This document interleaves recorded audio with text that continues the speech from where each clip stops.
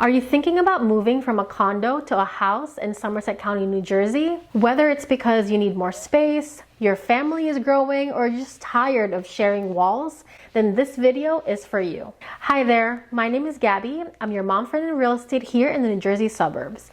It is my goal for this channel to be your #1 resource when it comes to all things moving in New Jersey, especially for your family. And today I'm going to be diving deep into the hidden costs, what to prepare, and some questions you should ask yourself if you're looking to move from a condo to a house in Somerset County. So the first part of this video is me talking about all the hidden costs that you should really account for if you're looking to move from a condo to a house. And I want to start off with the hidden costs because this is what most people don't talk about. Moving from a condo to a house is more than just having a big mortgage. So here's what you should expect. Number one, property taxes. In Somerset County, property taxes can go as high as $8,000 to $15,000 depending on the square footage of the house and the town where that home is located. And property taxes tend to be a lot higher than condos because you're paying for more land, more space, and local services. Number two, maintenance. Maintaining a single family home could honestly cost a lot. Even though a lot of people complain about HOA fees, the HOA fee helps with the maintenance. So you have one flat fee that will take care of all of your lawn, snow removal, most of the time also garbage and sewer. When it comes to single family homes, you do not have to pay HOA, which is amazing, right? But there's also a lot of maintenance that you have to pay for on your own, such as snow removal and landscaping, mowing your own grass. You can either do this yourself, but this means that you have to buy your own equipment, or you have to hire a landscaper who will take care of your lawn weekly or bi-weekly depending on the service contract that you sign with them. Not only that, but you also have to maintain your gutters to make sure that it doesn't clog, driveway sealing, and just overall seasonal upkeep. Some homeowners also like to have a pest contract with a pest company to make sure that there's no mosquitoes, bugs, termites, or anything like that that is coming into their house. That sometimes is a contract fee where they come in 4 times out of the year seasonally to make sure that your home is pest free. Number 3, utilities. When you get pre-approved for a mortgage on a house, that usually includes only your principal, interest rates, taxes, and insurance, and it's not including the utilities. With a larger home, heating and cooling could mean higher energy costs. You may have more bedrooms, bathrooms, a bigger kitchen, washer and dryer that's just running more often. In addition, there are other costs that could be an addition depending on where you end up buying. So for example, where we live, garbage is extra. It's not included in the property taxes, but some towns, they do have it and others don't. So that's something that you should really look out for. Number 4, one-time expenses that honestly just add up. Depending on how big the home you are buying and how much furniture you have to fill that new house with, buying new furniture, window treatments, and even appliances can honestly add up, and these are extra costs that some people just don't think about. I definitely recommend budgeting for a few of those basics just to make sure that you don't end up using up all of your savings just for your down payment and your closing costs. And lastly, this may not be a dollar amount, but your time and energy can honestly be a mental cost when maintaining a bigger home. This is something that I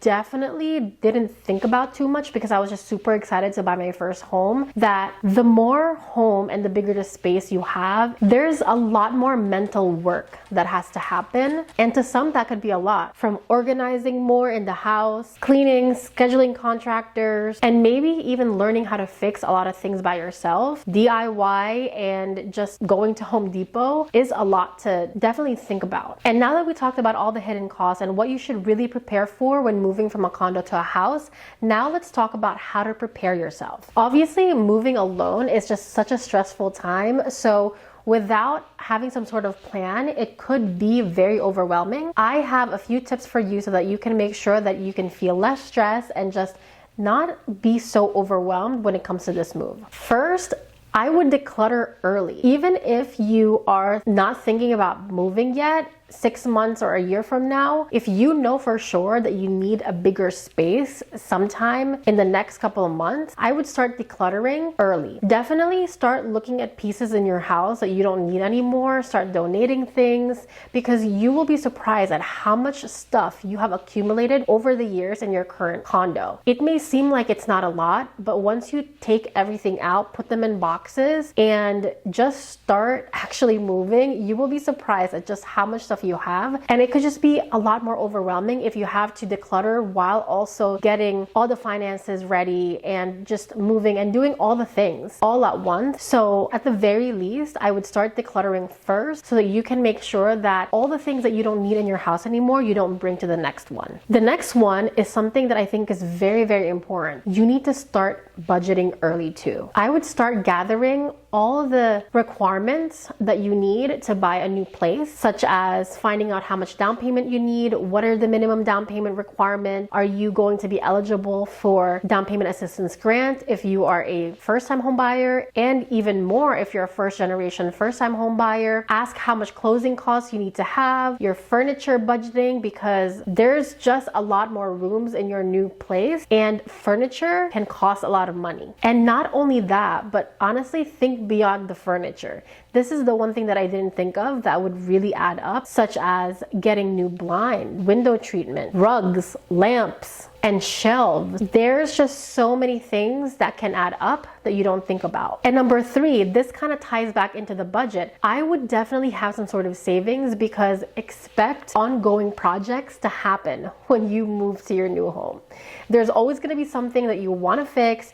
There's always going to be something that you want to upgrade eventually in the future. And then there's also going to be some things that will probably break. And it's going to be up to you now to make sure you fix it, repair it, DIY it, or get a contractor to fix it. But those are a lot of unexpected things that you have to really account for when you're buying a single family home versus a condo. Your house on the very first day will never feel complete and your own. There's always something that you're gonna want to change, and you really have to pace yourself, because there's a lot of things that you can't just do all at once, and you need to budget and see which ones you should prioritize and which ones you should put on hold in the next coming years. But again, expect ongoing projects, because you are most likely never gonna finish all the upgrades you want, and there's always going to be something that you want to add. Number 4, make sure that you hire experts and get advice from them when it comes to this move.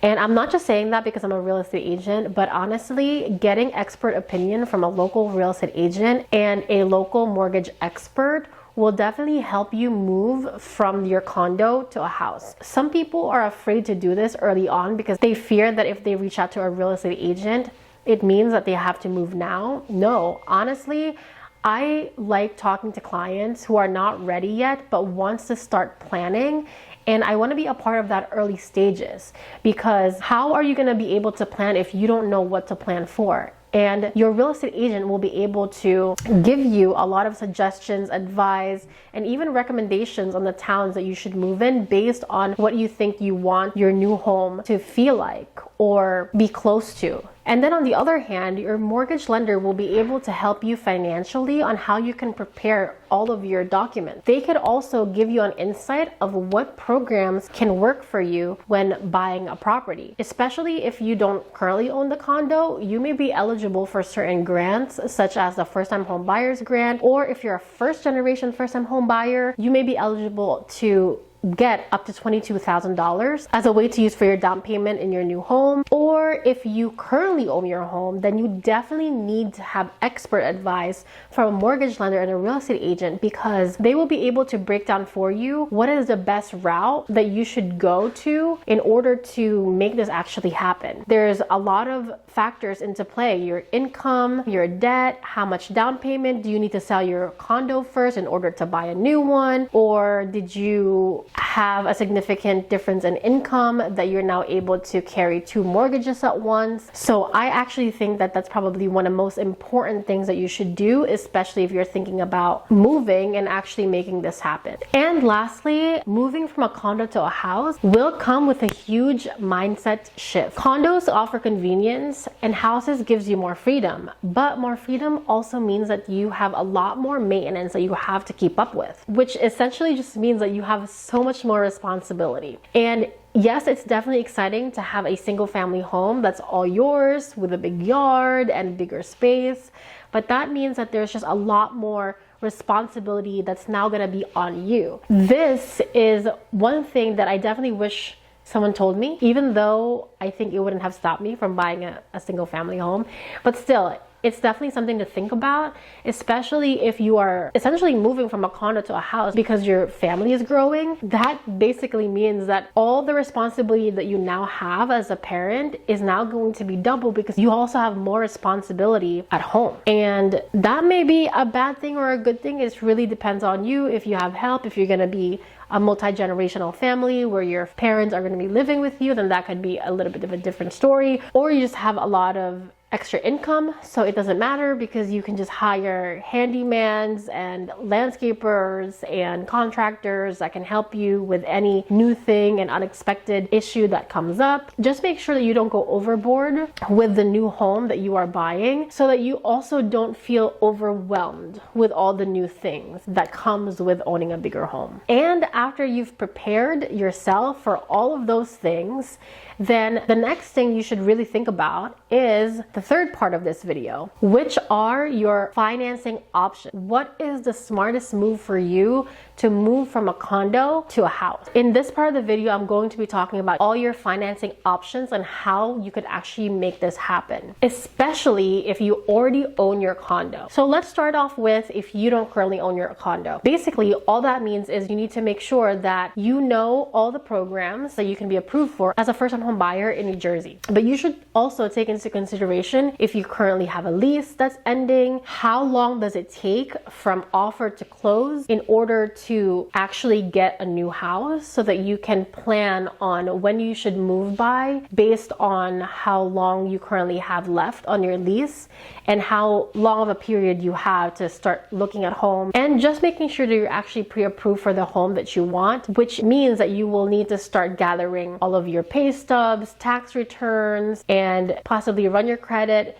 A lot of lenders are offer just doing a soft pull in the beginning so that you don't have to get a hard hit on your credit. But those are some things that you really just need to start preparing for. And then if you own a condo, there's going to be a lot more options that you really have to start looking into, such as, do you want to sell or rent your condo? If you need money for down payment, then you realistically either one, have to sell first and then buy. So you may need to have some sort of temporary housing in between, or you will have to figure out a way how you can sell and buy at the same time, which means that you have to time your closing on the same day. This could be a really tricky process, so make sure that you work with a professional who will help you navigate throughout this complicated process. I actually have a video already that I have posted, how to buy and sell at the same time, which will talk more in detail about how you can do this. In this case, you can buy and sell at the same time, where you have the same day closing for both the sale of your current home and the purchase of your new one. But in some cases, depending on how qualified you are, it may be possible to still buy first and then sell later, even if you need equity from your current home to buy your next one. Some of the programs that would allow you to do this, such as a bridge loan, their interest rates tend to be a little bit higher than your regular, typical, conventional and FHA loans. So definitely do your research and see what will work best for you. Is it most important for you to buy first before you sell, that it doesn't matter how much interest rates it's going to be and what you have to do to get there? You may have to get some sort of HELOC or home equity loan in order to buy your next one? Or is it more important for you to make sure that this just happens without costing you that much money, and you don't mind having some sort of temporary housing first because you could live with your parents or whatever it may be, so you don't mind selling first, get the equity, and then buy next? Or you're willing to take a risk and just do it all at the same time, and you're not going to be that picky, so as long as you find something that works, you have no problem with selling your current home and buying at the same time. So those are the three things that you should really think about if you are thinking about selling. Another option, if you currently own your condo and you are not looking to sell, is to possibly rent it instead. If you don't need equity right away, you might consider just renting instead. And not a lot of people know, but if you actually turn your current condo into a rental, you're able to add that new income to get pre-qualified for your next home. And not to mention, this could also provide you with passive income and long-term appreciation. But keep in mind that becoming a landlord does have its responsibilities as well. While of course it's great to have passive income and for this condo to appreciate more, especially if you're growing a family, make sure that you really think about all the responsibilities that you're putting onto yourself. You are getting a much bigger house, which means more responsibility. Your family is probably growing, so you already have a lot of responsibilities there, and becoming a landlord is a whole nother responsibility in it itself too. So you may have to hire a property manager, or you will now be responsible for tenants, utilities, maintenance, repairs of not one but two properties. But again, having rental income could also mean a stronger pre-approval. So the upside is that if you do rent your home and you don't need equity from your home to put as a down payment on your next one, most lenders do count a portion of this projected rental income as part of your pre-approval. That means that you may be qualified for more home than you expected. But no matter what your situation is, whether you're currently renting or if you are considering selling or renting your property, at the end of the day, you need to talk to a mortgage lender. It is important for you to really figure out how your finances is going to look like, and speaking to a mortgage lender will be able to give you a plan on what you need to do in order to make this happen. And your real estate agent will also be able to help with tying this all together, because they're going to be the ones who's going to help you find the next property. And if you decide that you also want to sell, then they're also going to be the one who's going to give you an estimated valuation of your current condo. And they would also give you an idea of how much the new home can cost based on what you're looking to have in your next one. And that's it. Moving from a condo to a big home is a big step, but with the right plan, it doesn't have to feel overwhelming. And if you're just thinking about making this move, I honestly would love to help you, whether you're thinking about moving in the next couple of months or a year. I want to be able to get to know you and help you kind of just get a plan going so that you know what to expect and how we can make this actually happen. I hope that this video was a little bit helpful, especially if you're thinking about moving from a condo to a house. And if you have any other questions, feel free to comment down below. You can also email me at gabbym@kw.com. And if you want to have a more detailed discussion, then I'm going to put on the description my Calendly link so that you can schedule a time to meet with me. But other than that, if you like this video, then please don't forget to hit the subscribe button, click the thumbs up, and ring the notification bell. See you guys in the next one. Bye.